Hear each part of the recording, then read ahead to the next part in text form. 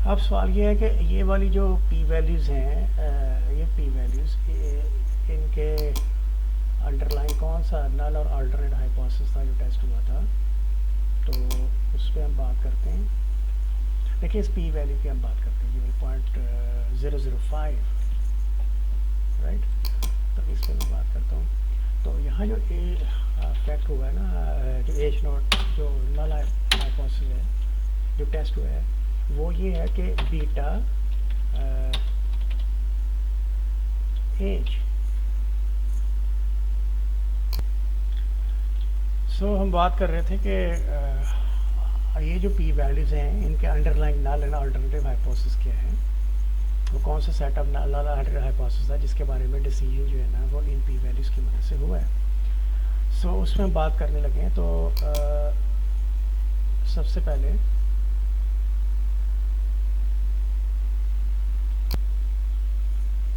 जी, so H naught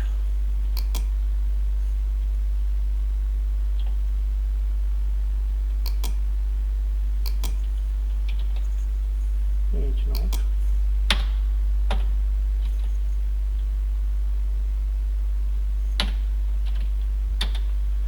H naught, so यहाँ लिखेंगे beta,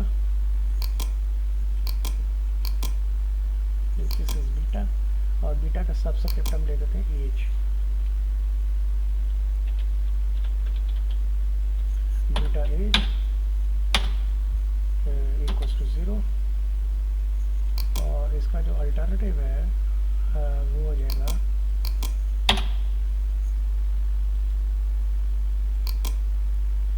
beta H not equals to 0।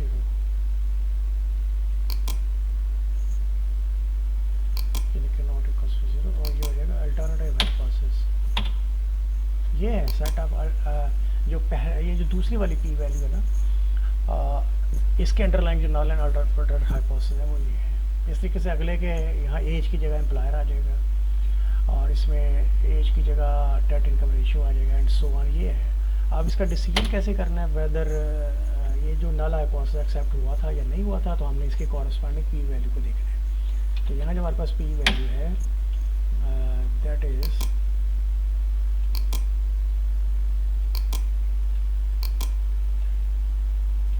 P value हम देखते हैं क्या है, ये है 0.005, ठीक है।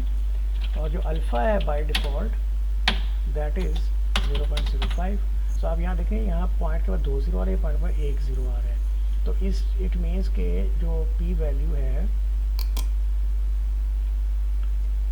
इट मीन्स जो पी वैल्यू है that is less than alpha,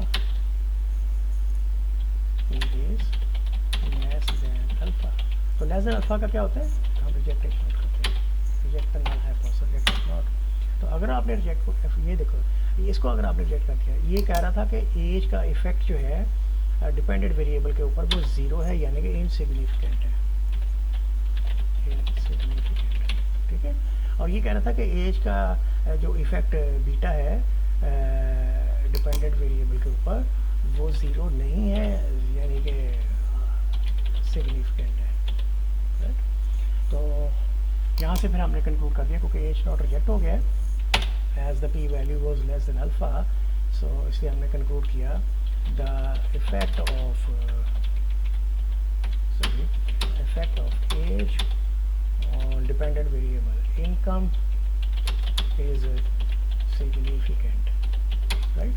बाकी जो यहाँ पे आपके ये वाले जो वेरिएबल्स बाकी नज़र आ रहे हैं, इनका भी आप अकॉर्डिंगली जो है ना वो नल एंड अल्टरनेटिव हाइपोथेसिस आपसे पूछा जा सकता है कि state the null and alternative hypothesis is regarding effect of credit card debt on the income, right. ये जो मैंने लिखा है, ये मैंने लिखा है यहाँ मैं लिख देता हूँ, क्वेश्चन आपको लिख देता हूँ, राइट, सॉरी,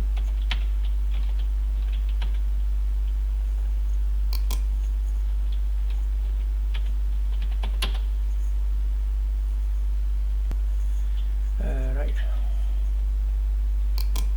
सो क्वेश्चन है कि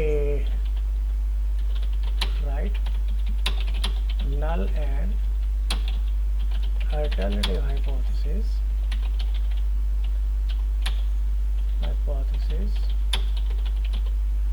regarding the effect of age on dependent variable income। तो ये हाँ, और ये पूछने के बाद आपसे पूछा जा सकता है कि व्हाट आर द फाइंडिंग्स,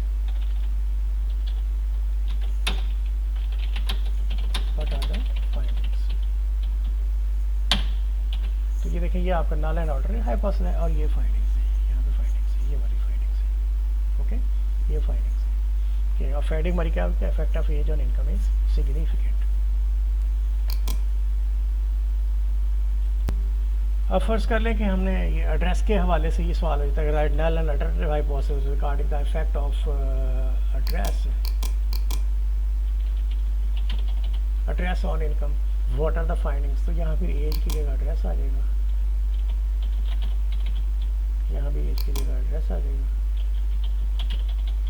ठीक है, ये आपके नल एंड अल्टरनेटिव हाइपोथेसिस हो गया एड्रेस के हवाले से। तो आप एड्रेस की पी वैल्यू को देख के आप डिसीजन लेंगे, तो पी वैल्यू जो है एड्रेस की दैट इज 0.423।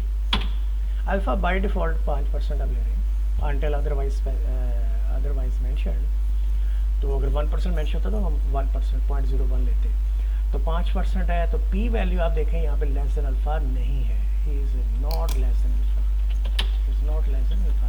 और प्रोसीजर ये है कि P value is not less than alpha, तो हम एच नॉट को रिजेक्ट नहीं कर सकते, so can not reject H naught. तो जब can not reject H naught है, ये देखें जब can not reject H naught का रिजल्ट आया हमारे पास, so we can not reject this statement, so if this statement will prevail, so हम कहेंगे कि effect of address on income is insignificant, right? ये इसकी फाइंडिंग होगी।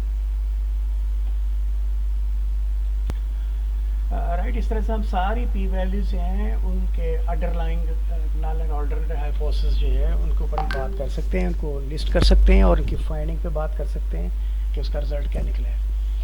ये जो कांस्टेंट है ये ऑब्वियसली ये है कि the average effect in the absence of तो ये देखें एवरेज इनकम जो है, average in the absence of all this independent variables, ये सब अगर ज़ीरो हो जाए तो फिर इफेक्ट क्या है, तो फिर भी जो ये वेरिएबल ज़ीरो भी हो जाए तो जो इनकम का जो एवरेज इनकम है वो उसकी एक सिग्निफिकेंट वैल्यू होगी। तो ये इंटरसेप्ट है, ये इंटरसेप्ट के हवाले से है।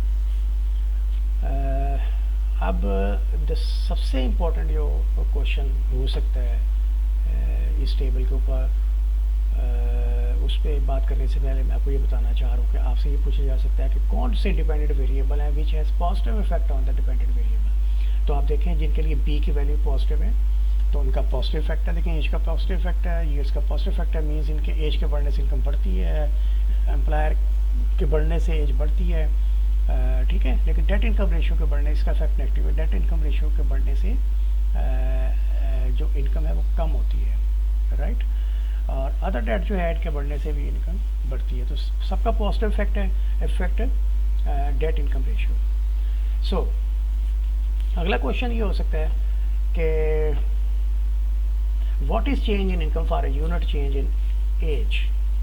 तो अगर एज 1 यूनिट चेंज होती है तो इनकम जो चेंज है दैट वुड बी 344 रुपीज़, या ये इन थाउजेंड्स है, इनकम इन थाउजेंड्स है, तो ये 0.344 का मतलब है 0.344,000, तो इसका मतलब है जो इनकम चेंज होगी दैट वुड बी 344। और for a unit change in employer जो चेंज आएगी दैट बी 1019। और ईयर इन एड्रेस, अच्छा ये जो है 1 यूनिट अगर डेट इनकम रेशियो बढ़ती है तो उसका इनकम जो है वो 3164 कम हो जाएगी। तो ये वो क्वेश्चंस हैं जो हम इसके ऊपर कर सकते हैं, राइट। सो अगर हम स्ट्रॉन्गेस्ट प्रेडिक्टर की बात करें तो वो उसका जवाब आपने बीटा को देख के देना है। The highest the variable having the highest value of the beta जो है that would be strongest variable. तो हाईएस्ट वैल्यू आपने देखनी है इग्नोरिंग द साइन।